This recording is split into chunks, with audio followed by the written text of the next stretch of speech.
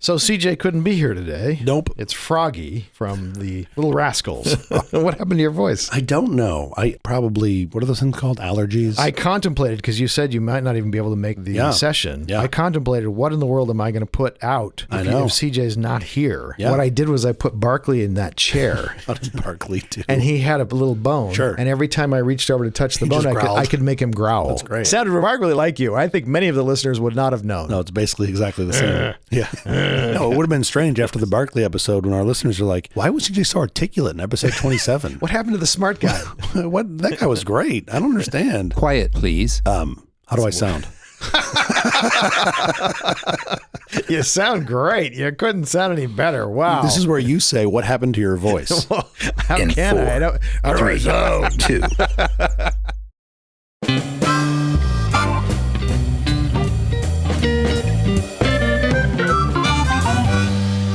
The Awful Company presents a truly terrible podcast. Welcome to Nonsense episode number 27. I'm Jeff Parker. I'm CJ Little. This is our take on the week's business, tech, and entertainment headlines. This time, we'll look at Stories from the Tower and discuss Rage Against the Machine and other bands' pledge not to play venues with facial recognition. Oh, stop a second here. What is Stories from the Tower? Stories from the Tower. What tower? The air traffic control tower. Oh, it's I was picturing Rapunzel. By the way, we're working Rage into a story? That's great. Rage Against the Machine. Do you know this band? Of course. I love these guys. Of course. They have signed a pledge not to play venues with facial recognition. Yeah. It is National Air Traffic Control Day. It's the anniversary of the day air traffic control system was established in the U.S. I'm actually excited about this. Today and every day, those of us who fly a lot are especially grateful to the FAA staffers who work so hard to keep us safe. It really is amazing what these guys do. It is amazing. These people, they keep planes from flying into each other. Yeah. Which is not easy. It's wonderful. As we're going to talk about here, because I brought up some stories from the tower, as I like to say. The Rapunzel stories.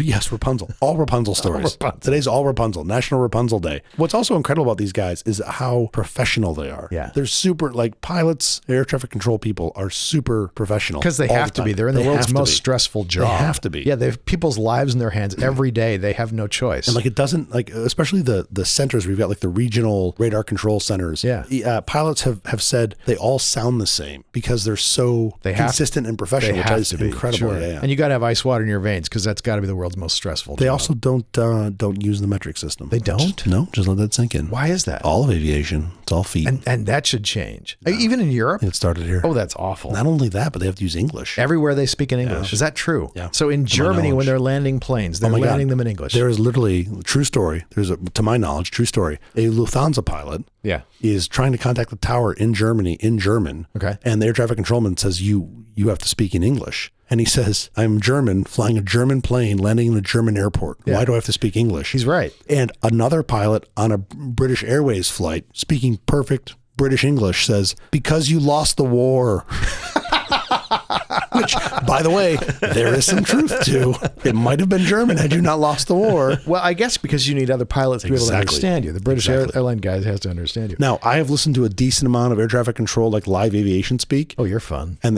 And they're all, I do parties too. And they all speak in English. And I can maybe pick up 60% of what they're saying. Because it's in special codes? They talk so fast. Yeah. And they have removed all of the unnecessary words. Because they've done this so many times. You have to know, exactly. And it's just like boom, boom, boom, boom, boom. There are these really cool occurrences where people will recognize somebody on air traffic control. Mm-hmm. And it's like, what is the least amount of things you can say to tell somebody that you recognize them? And I've listened to some of these. Like some are like a father-son, which is really cute. When like the father's a pilot and he recognizes that it's his son doing air traffic control, but he still has to be professional, right? Of course. But then in the end, it'll be like, son, super proud of you. Like that's all they'll say at the end. But then like one of these, I heard another pilot come on and be like, you should be proud of him. He's doing a great job. Like super cool, right?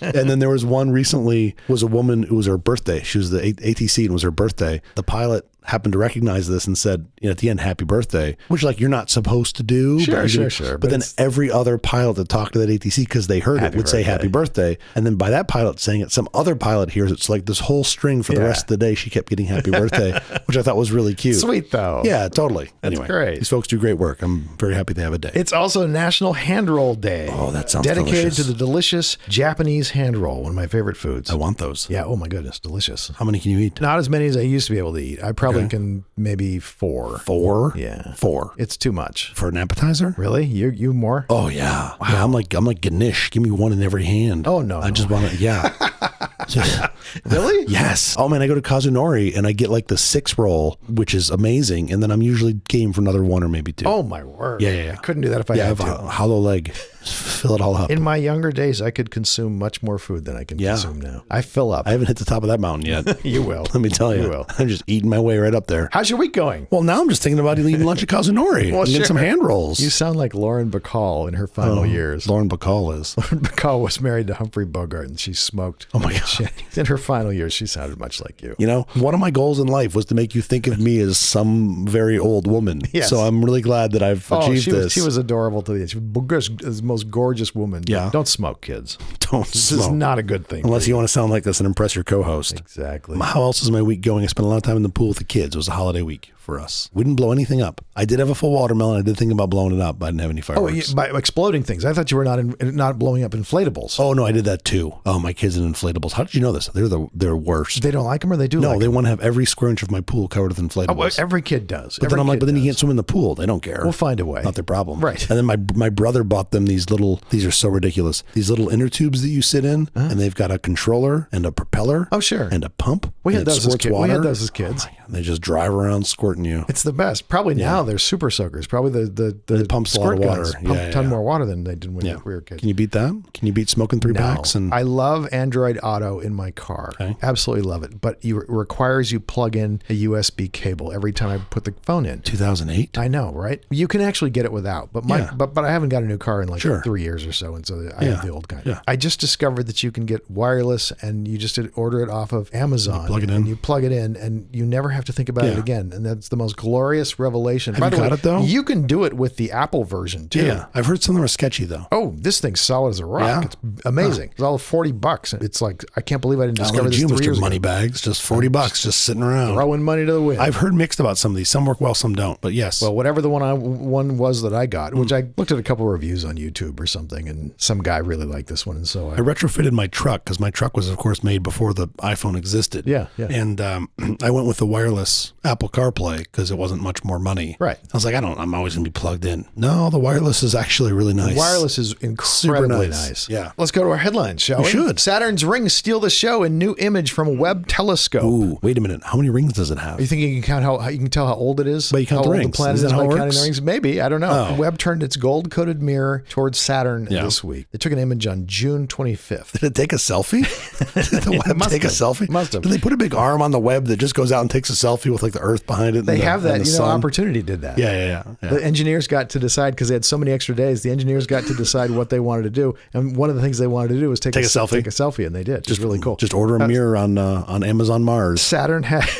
Saturn has 146 known moons. That's orbiting around. Crazy. And we just have one. I feel so gypped. We kind of did get it, but we have one big moon. Yeah. They have like a bunch of small moons. They've got big ones too. big and small moons. The Webb has a 21.3 foot, which is 6.5 meters, gold-coated mirror. Yeah. And that's how it's getting its near-infrared image. Okay. And so they pointed it at Saturn, and they got a lot of moons. They got a lot of moons. Yeah, they got a lot of moons. If you had all the planets, each planet could have like its own TV show on Discovery, and it would just be like with all its baby moons. It'd be like 18 and me, just 146 and me is what I'd call it.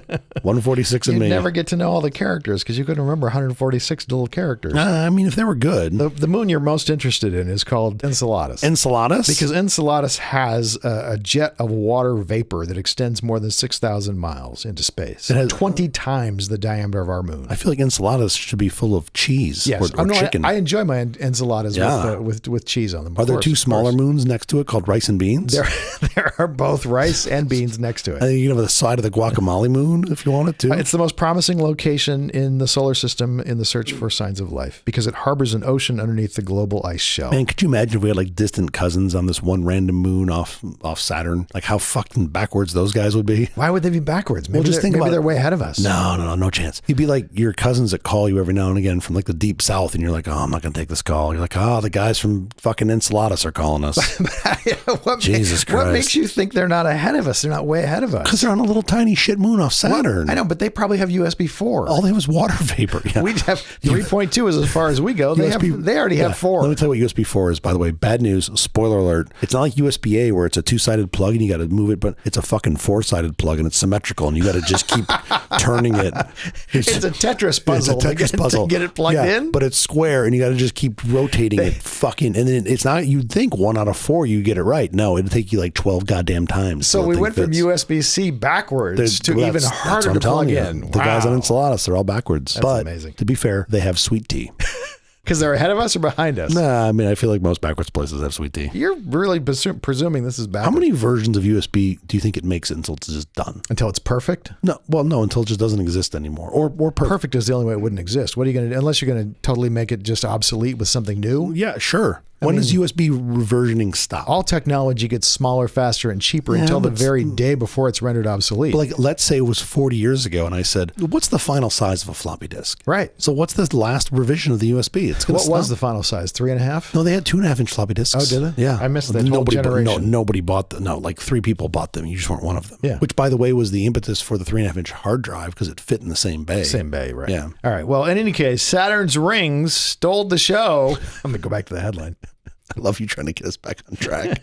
Meanwhile, I'm off in like Roman numeral USB land. I'm obsessed with James Webb. Yeah, we should get somebody on here James that Webb talks is the about coolest thing I think we have ever created as a species. What possibly is cooler than James Webb? To be honest, Elon keeping people to only 600 tweets, reading 600 tweets a day is pretty fucking cool. We're gonna come to that next. That's our next story. But from like a science perspective, holy cow, this is an amazing piece of gear. I mean, think about some of the most amazing scientific sort of discoveries of the past ever. Yeah, and you're like, there's a bunch like crick and DNA. That's a pretty big deal. Obviously, sure. This kind of dwarfs that. Yeah, right. Like Galileo staring at the sun. This sort of dwarfs that. But we're standing on their shoulders. We're standing on their shoulders. 100%, right? Yeah. But what's more impressive to me than Webb is like what comes after Webb. Yeah, but that's a long way away. I probably won't be there. I don't know. No, you'll be here. You'll definitely be here. Well, I'll be frozen. Dude, we should find somebody that knows something about Webb and have them come on the show. I would love to have a whole episode where we pretty much just talk about Webb because there's so much cool stuff to talk about. Pretty cool. Elon Musk says he's temporarily capping how many tweets you can read. You know what would be better? What? If he capped the number of tweets he could put out. I would throw down $20 a month if he could just tweet 3 times a month. That's it.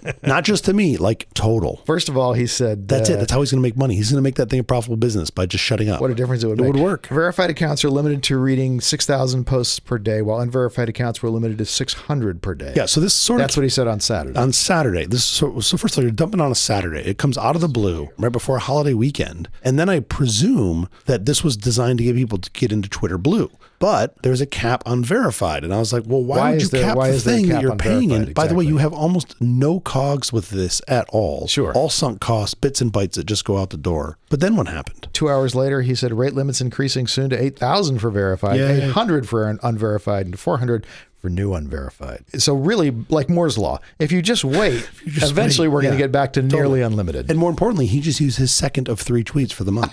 He's only got one more. His third tweet, less than an hour later, he sent a subsequent tweet stating that limits were going to be 10,000 for verified, 1,000 for unverified, and 500 for new unverified users. I would expect more out of like a junior high science project. I don't get this at all because the whole point is to get people to stay engaged and paying attention to Twitter. You would think. That's how you make your money. You're selling commercials. Doesn't seem to be his... Right? Am I wrong? That's how the money is made. It sure does seem like his decisions center more around getting people to leave the platform. It's as if I manufactured shoes and I told you, we're going to limit you to 2 pair a year. Sure. That's all you get. Yeah, but one of those pairs is just me yelling at you the whole time. Every time you put them on. I don't understand the thinking here at all. You also didn't overpay for a $44 billion business, so what do you know? Well, it's now worth $44,000. Yeah, exactly. 4th of July gas prices, speaking of getting cheaper, took an almost unprecedented plunge. Okay. The roads were crowded this 4th of July weekend, but travelers had at least one thing going for them: much cheaper gas prices than last year. Isn't it typically the opposite? Isn't before a holiday weekend the prices always go up? Just depends. I mean, there's a lot of various reasons why it goes up and down, but the national average for regular gasoline dipped to $3.55 a gallon. A year ago, a gallon for regular sold for $4.87 a gallon. Just remember, especially being in California, where we pay a bit of a premium, paying like $7.30 a gallon for diesel. Do you know why you pay a premium in California? The money all just goes to Gavin's yacht. Because you like to breathe. Yeah, exactly. Yeah. Whenever people like, What's amazing is that other states don't pay the premium and get the better gas. Yeah. I mean, look, they follow in our footsteps for sure. But when people were bitching about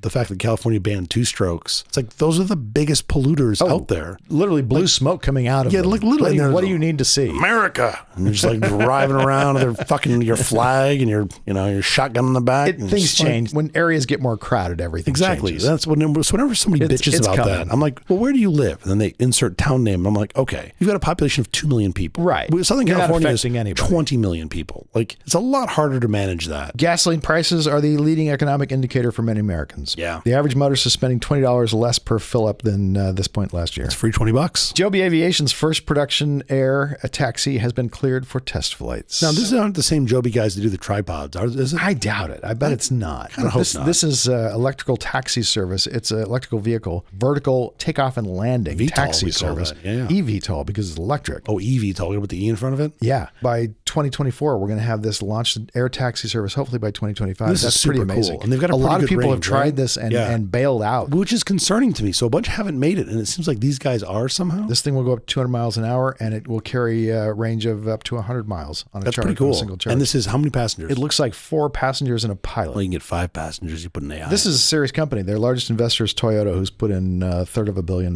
That's a lot of money. If you want to get to the airport fast, and you don't want to deal with traffic, takeoff and landing is not near silent, but once they're up in the air, they're near silent. Interesting. And then do you know how much like runway space they need for landing or takeoff? I would imagine it doesn't take much. Because think about it, it's like a drone. Man, yeah, I know. That would be incredible. So it's like I can take Uber and sit on the 405 for 45 minutes. Right. Or for 5X, I can be to the airport in 20 minutes. Which is perfect. Yeah, sign me up. Okay, enough with the headlines. Up next, CJ is going to share some air traffic controller stories with us. Yeah. You ever seen the movie Flight with Denzel Washington? No, is it good? Oh, it's so good. It's Really? so good. Yes, it's great. I'm not going to tell you anymore. Just go watch it. Are there snakes on that plane? That's a different movie entirely. Oh.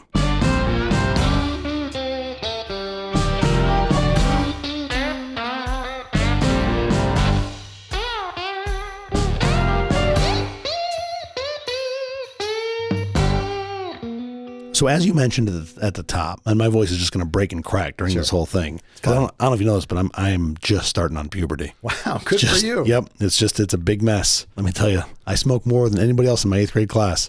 Clearly. So you at the top had talked about today being National Air Traffic Controller Day. That is correct. Now these are folks that don't get out a lot. They stare at a screen all day. Yeah. And they should be recognized. Of course. But here's the thing. They do wonderful work that keeps us safe. Well, yeah, super high stressful work, I presume. Yeah. Like literally keeping planes from smashing into each other. Yeah. And they don't get a lot of face time. Like you're not getting a lot of recognition as air traffic control people. There you go. So I thought it would be fun to tell some interesting air traffic control stories. Okay. Had I known that I was going to sound like this for this recording, I would have done something to play into it. I don't know what, but here we are. These are just fun ATC stories. Okay. A British Airways. ATC. ATC, air traffic control. That's the 3-wheeled vehicles that you drive. Wow, good reference. Those were all-terrain cycles. You're right. Of course they were. Yeah. They don't make those anymore. You know why? No, I didn't know they didn't make them. No, because they killed everybody that ever rode one. Oh, I fell a few times. On ATC, of course you did. Absolutely. Yeah, more than a few times. Yeah. They make ATVs now, but Yeah. not ATCs. Yeah, wow. I rode one once, and I was like, I'm never fucking getting on this thing again. Oh, no, I kept getting back on. I was an idiot. Okay, air traffic control. So these are the folks who basically guide planes in, especially with the vicinity of other planes in the airspace, and will typically help them, land and take off, taxi, things like that. These guys have definitely seen some shit. You've had some stuff. I think their probably average career lifespan might be 5 to 10 years. I think that's most. it. Yeah, I think that's it. Because it's so stressful. Yeah, I got a couple fun stories here to talk about. Here's one of the first ones. This is a British Airways 737 that touches down at Frankfurt. The tower controller, obviously in a frivolous mood, transmitted, "Speedbird 123, nice landing, Captain, but a little left of the center line, I think." And quick as a flash, the BA captain replied in a cool English accent, "Roger, Frankfurt Tower, perfectly correct. I am a little to the left of the center line, and my co-pilot is a little to the right of it." Good answer. Can you imagine? I can't do a British accent, but that in a British accent, how awesome that would be. He's like, "Yeah, fucker. What would you like me to have done?" That's a perfect answer. So I thought that one was really fun. And then look, I'm assuming these are all true. I pulled these from folks that supposedly came from sources. I don't even care if it's true. It's such a great line, story, sure. right? So here's another one. These folks were due to take off from JFK in New York one morning. Yeah. And this is in a Qantas 707. So this is an old story if it was a 707. And there are about 8 in 15 aircrafts in line. Okay. Now, for a little context, it's important to know that one of the rules when it comes to the FAA is that there is no profanity allowed at all on the radio. There's no extraneous words allowed. this is- They're really yeah. tight about that. But they are specific about profanity is not a thing, right? Yeah. They want to keep it super clean and super tight. From one of the aircrafts, presumably experiencing a slight problem, a voice over the radio said, "Fuck," to which the JFK air traffic control angrily demanded to know. And they get on the radio and demand, "Who said fuck?" The first aircraft in the line gives their call sign and says, "I did not say fuck." Of course he did. Quickly followed by the second aircraft giving their call sign and saying, "I did not say fuck." And this goes on Of course, through the whole of course. line. Every single one says they did not say fuck. Which It's is their opportunity to finally say it. which is hysterical, right? And I didn't put it in this list, but there's They're a bunch of 12-year-olds. Exactly. There is a related story to this. There was some airplanes sitting in line, right? Like you're waiting for weather to clear, whatever. You're just sitting there waiting. And somebody gets on the radio and says, "I'm fucking bored." To which ATC gets on and says, "Who said that?" And the person gets back on and says, "I said I was fucking bored, not fucking stupid." Which is absolutely great, right? Like just great. Pre-digital encrypted radio. Yeah, totally. Where you couldn't tell who No, that's was great. transmitting. These are all these are all open. I mean, you could triangulate, but like Sure. no one's taking that time, right? Okay, this happened at a small but busy Sarasota, Florida airport in 1975. Okay, the tower was open from 6 a.m. until 10 p.m. and most of the traffic was during daylight hours. There was a national flight in every night at about 8:30 p.m. and it often had a joker sitting in the cockpit. Okay. On a particularly dark night after handoff from Tampa, the controller hears Sarasota Tower, National 123 with you. Guess where? So he's basically egging on the ATC to guess where he is. Sure. The controller promptly turned off all the airport lights. There was no other traffic and replied, "National 123, Sarasota Tower. Guess where?" And after a silence of about 15 seconds, the national pilot comes back on. "Sarasota Tower, this is National Airlines Flight 123 from Tampa. We are exactly 10.3 TNE, 300 degrees." Like, you scared that dude straight, right? I mean, My bad. yeah. So he switched the lights back on so he could land. But I think that story is just great. I've tried to stagger these so that they get better as they build. Let's see if these continue to get better. This one is pretty spectacular. So this is ATC would receive warnings that an undisclosed number of U.S. Air Force B-2 bombers would be crossing their flight information region at a particular time on a particular day. So the bombers would check in as they entered the ATC's airspace, and then they would check out again as they left. This is totally just a courtesy thing, Well, right? it kind of seems important. If you're taking off and landing aircraft, you need to know when the air is clear. They would give their call sign to expect, and the route was known. So it was logical to assume that they would contact ATC at a certain time and at a certain place. So basically ATC would know this would happen, and they sort of know where they were, but they were still expected to call in. Being the then famous new stealth bombers, right? The B-2s were the first bomber implementation that was quote unquote stealth. Little was known about them. And on this day, this ATC's name was Eric, who was described as a very capable controller with a keen sense of humor. He heard UAE area. This is USA FB2. This is a courtesy call advising that we are about to enter your airspace. And Eric replied with, USA FB2, welcome to UAE airspace. We have you on radar 200 miles out over Lotus. Hope you enjoy your visit. Without thinking, the stealth bomber replied, thank you, UAE. It's a pleasure to be with... Wait, you got us on radar? 200 miles out? You shitting me? And the ATC comes back and says, that's affirmative, USA FB2, said Eric. I'm shitting you. Exactly. Enjoy your visit. Like, because you know the guy in the bomber who has flown 1,000 other planes before the B2's heard that 1,000 times. And then he's like, wait a minute. You can see You us? are seeing me on radar. Yeah, I'm in a stealth bomber, and you're seeing us on radar. So like, how much fun is that, right? To be sitting in the cockpit. Well, it could be terrifying. It's like, really? Yeah, You're able to see good me? point. Yeah, good point. Yeah, that's a good point.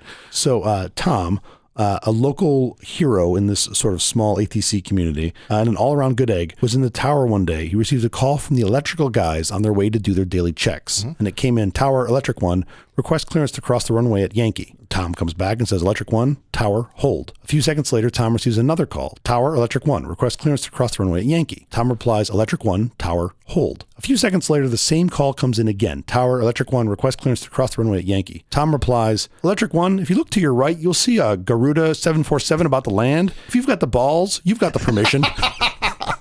And after a couple of seconds, he gets back, electric 1, holding. Which I think is also great, right? Every story I just told, I didn't know until recently when I was researching for this segment. These next two are like, there's so much folklore around these. I always assumed they were fake. They are believed to be 100% true, but they're so good. The first of these two is a pilot, sitting about fourth in a long queue waiting to take off in a larger sort of Boeing aircraft, okay? And the JFK, so New York, JFK ATC, allows a smaller Boeing 737 on a local flight to take a shortcut and start his takeoff run by joining the main runway from a taxiway, causing everybody else have to wait for him to take off and clear. Sure. The 737 pilot said on local radio, "How do you like them apples?" How do you like them apples? Yep. Probably said it with some attitude. Right? Because he just shortcutted everybody. Of course. Well, as it turns out, Boeing aircraft have a warning horn for major problems. So this is a horn that goes off in the cockpit if something is very wrong. And here's the thing. You can test the horn. Okay. So about halfway along the 737's takeoff run, someone, quote unquote, held their cockpit mic open to the horn and pressed it as they tested it. So that means the B737 pilot heard it. He abruptly stops with full reverse, full braking, shuttered to a halt, tires smoking. Thinking it's his plane. Yeah. Right? And a few seconds later, he heard a voice on the radio. "How do you like them apples?"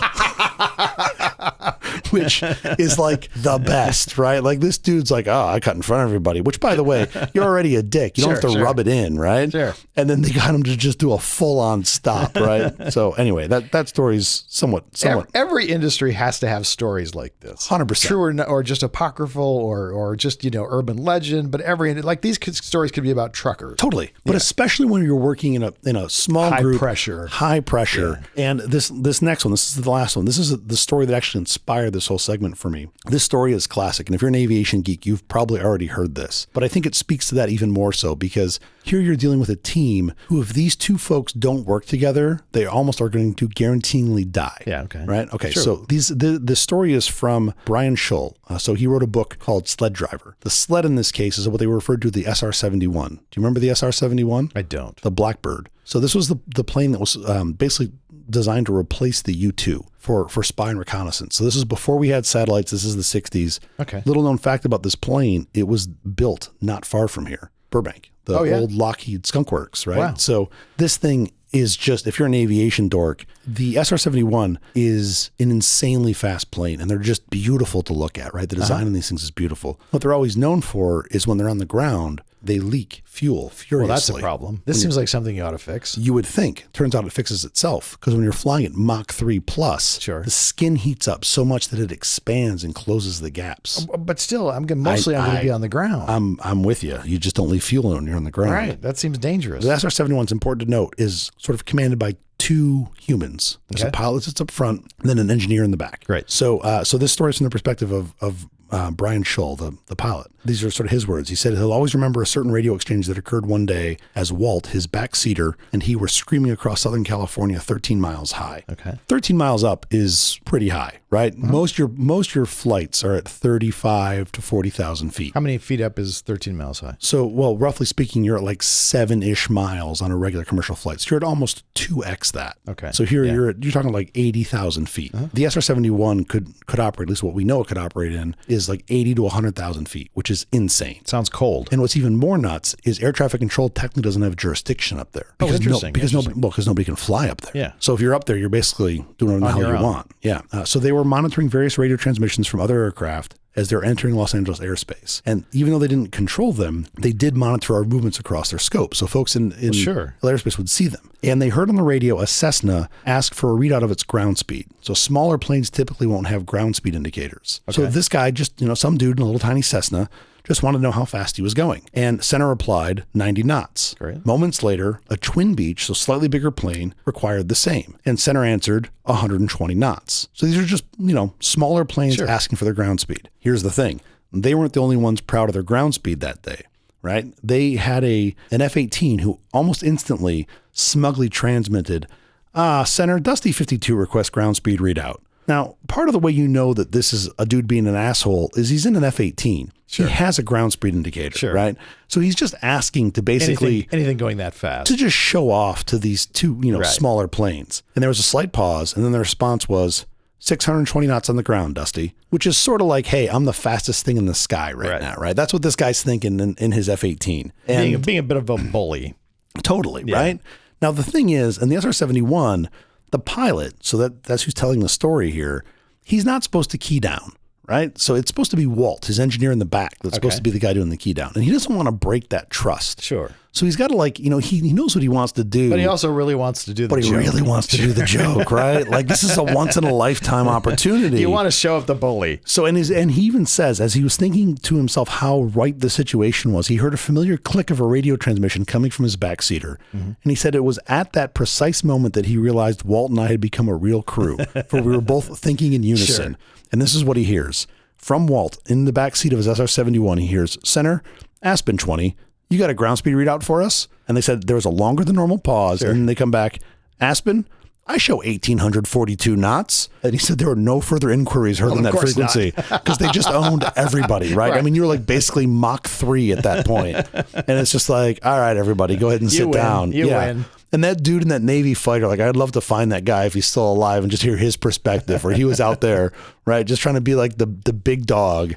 And then that happens. Not so much. So anyway, these I thought were some funny TC stories. It is National Air Traffic Controller Day. You should, you can't contact them directly, but you should give them your love. Send it to them just mentally from a distance. Or just post on Twitter. That'd be fine. Just no more than 600 times, or you'll get rate limited. You can't even read more than 600 tweets. Yeah, I mainly just go to Twitter and post things. I don't read. I hate posting things. I know, me too. All right, up next, Jeff's going to give us an update on facial recognition and look at why over 100 top artists are boycotting venues that use the technology.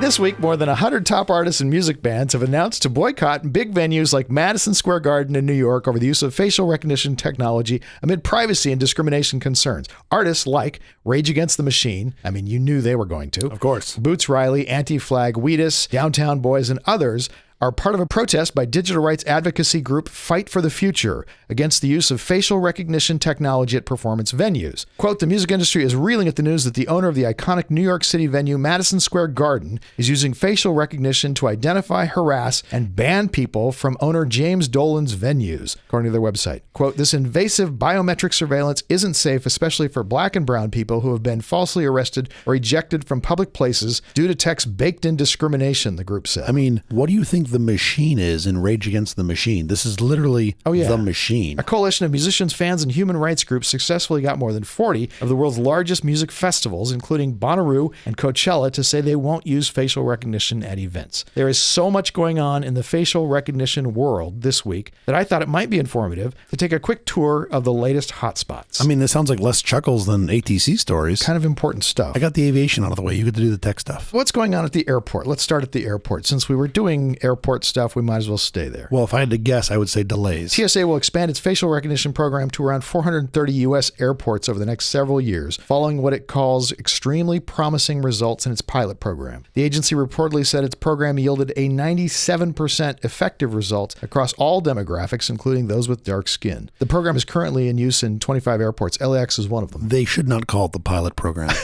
Of all the places, of all the things, they should not call it the pilot program. As pointed out in Fast Company's story, a 97% effectiveness rate across more than 2 million airline passengers per day means that for over 60,000 of those people, the biometrics won't work properly. Okay. It's still a small number. I mean, considering... It's a super small number. But I mean, I've had a couple international flights out of LAX where boarding goes like this. Get on the plane. That's it. You don't show them anything. No passport, no nothing. They already have it all. Because they know get on who the you plane. are. Yeah. Of course. At the moment, the pilot program, poorly named, is officially voluntary. It uses one-to-one matching. That is, it compares your face in the moment against your government-issued ID like a driver's license or passport. TSA says the data is immediately overwritten when the next passenger moves up. And at the end of the day, no images are saved. There's a lot of things in facial recognition, and you're going to see a couple stories here. Sure. Where we talk about this, where the value of convenience really makes you go, wow, facial recognition can be super useful. Arguably, all security is that. It's all a trade-off. Eventually, the TSA would like biometric recognition to be mandatory. During a South by Southwest fireside chat earlier this year, TSA Administrator David Pekoski said it would eventually be required across the board, citing effectiveness and efficiency. He also said, quote, in our own testing, we show no statistically variation across demographic groups. TSA wants to be as transparent as it can about the program. However, the agency told Fast Company it will not release the results of its 2-year pilot testing publicly. Well, that doesn't sound like transparency. It's less transparent. Although you and I both know as technologists, eventually we're going to figure out how to ID you correctly. Totally. In February, a group of U.S. senators wrote a letter to Pekoski asking for an immediate halt of facial recognition tech use in airports. What's going on in South Korea? South Korean startup Altaria will help the country's longest operating bank introduce access to banking services through facial recognition at a total of 900 ATMs. This is kind of cool. Yeah. You walk up to the ATM and you can withdraw funds without a bank card or a passbook. Cool. How cool is that? Yeah. I mean, it speeds you up. I mean, that's Totally. really cool. You know what I'm doing? What? Printing Jeff Parker masks, giving them out to everybody in South Korea. Here you go. They actually are doing this as part of a larger government program for access control to government buildings. Yeah. Instead of having that little clip-on tag that you could give to someone else, try giving someone else your face. Yeah. What's going on in London? Dishoom, the best Indian place on earth. There's a facial recognition program called Face Watch, which stores users to identify shoplifters. The next time those people enter any shop within a few miles, it uses Face Watch to alert the store staff that this person has come in. This is someone who has shoplifted. Or it will alert you if someone has come in who has shoplifted at your store even before. They only keep the faces for about a year. It's crazy to hear that that's in London. It sounds like an LA thing where we only keep our faces for about a year.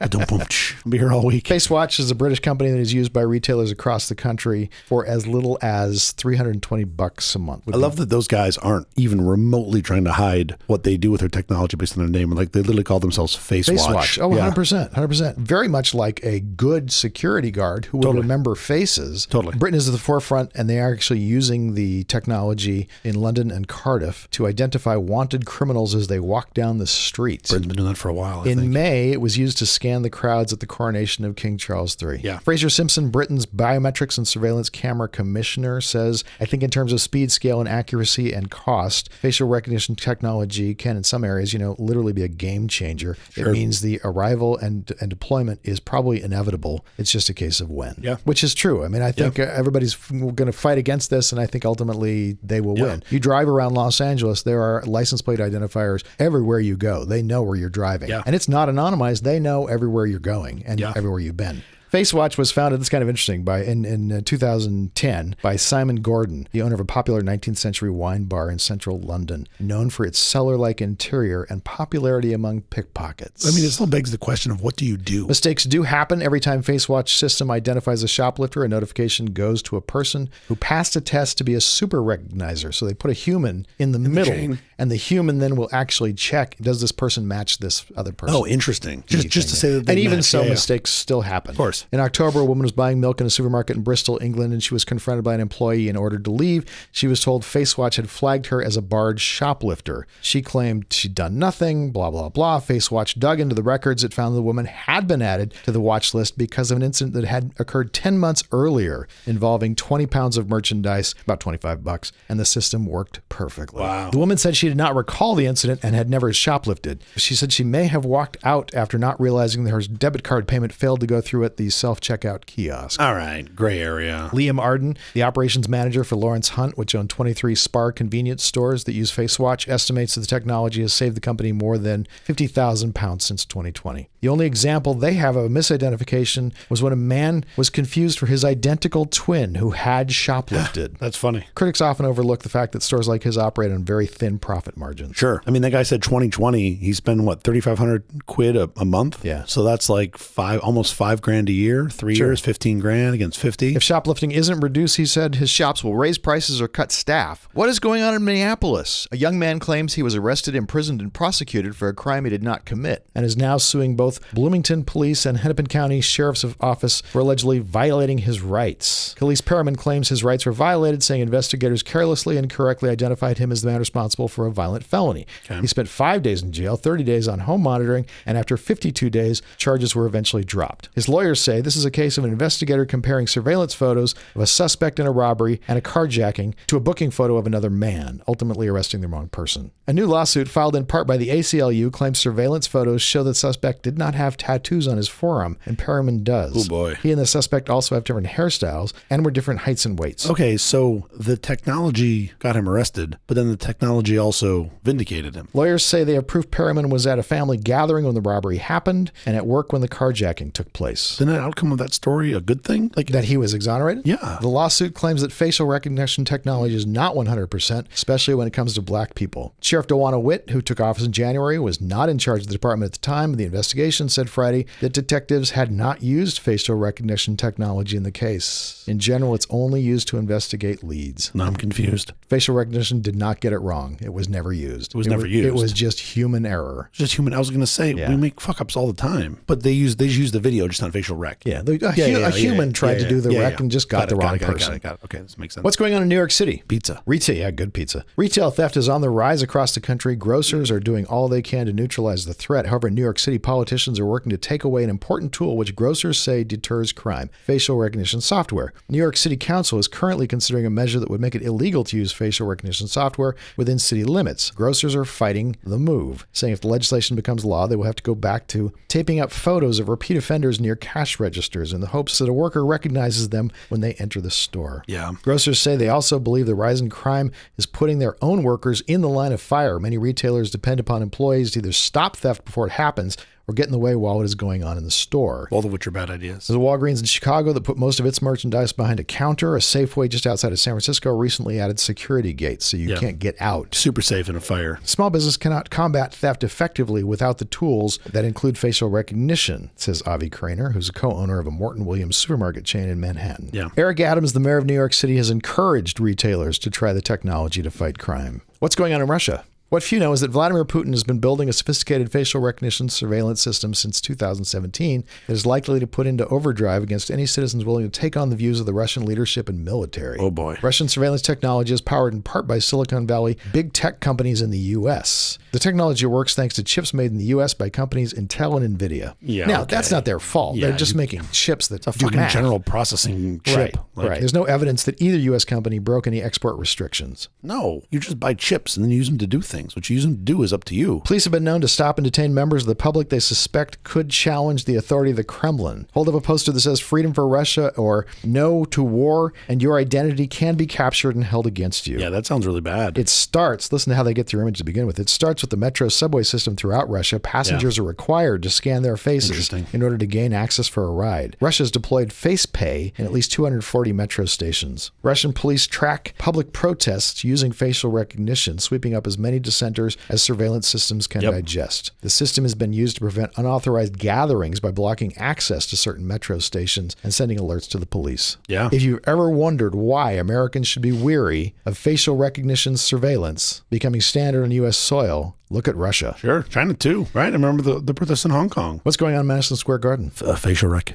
I've been paying attention. Have you? Yeah, I'm awake. Lawyers for firms actively litigating against venue owner MSG Entertainment Reported to being kicked out or denied entry after being flagged by the facial recognition technology. Why? You belong to a law firm. That law firm is taking action against MSG, Madison Square Garden Entertainment. gotcha. They will not let you in to see the basketball Sure. game Interesting. or the concert or whatever else you want to go Interesting. see. That's happening on U.S. soil. Yeah. Not quite as bad as the Russian thing where you're just dissenting, but still. You know, it's funny. I didn't know where that was going. It's not publicly Private. owned. Yeah, yeah. Right. It is privately owned. They can choose who they serve and don't serve. Like right to refuse service? Yeah. I mean, I think they probably have the right to refuse service. It's discriminatory, but it's discriminatory against what? Like working for a law firm. As a business person, Interesting. Yeah. if someone is suing you, don't hesitate to take their money. Sure. I mean, let them come buy the $75 cup of popcorn. Charge them the regular rate. You get the litigant rate. The prices are already so expensive. Well, yeah. Just charge them the normal rate. The $12 hot dog is now $200. And they're like minimum order of 2. With the bun that was fresh in 1971.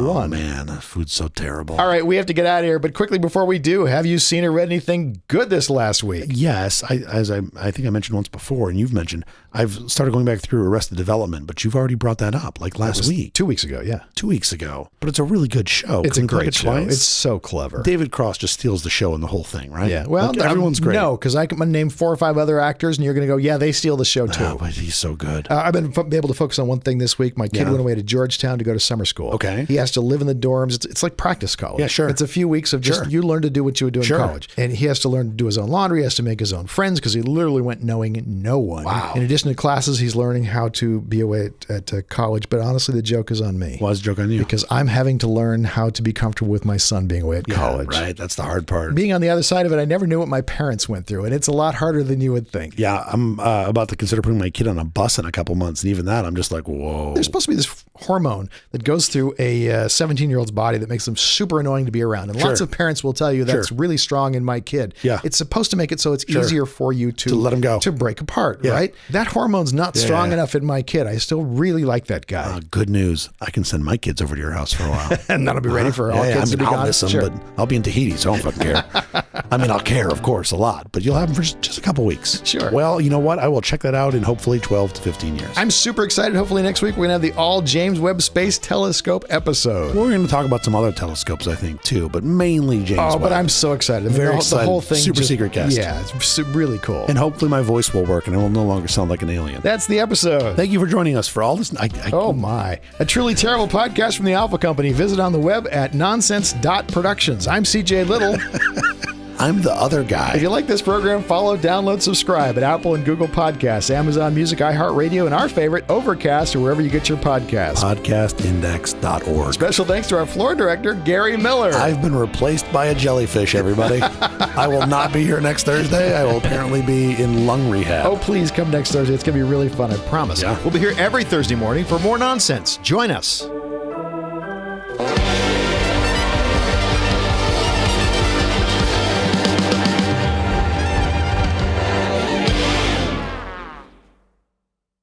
What, did I just fall off a cliff at the end, or is it because I'm trying to be excited and do a 3 octaves up? It's just hard with your voice, I think. Yeah, but I seemed okay earlier. Just now it seems like... Yeah, that's what you think. So terrible.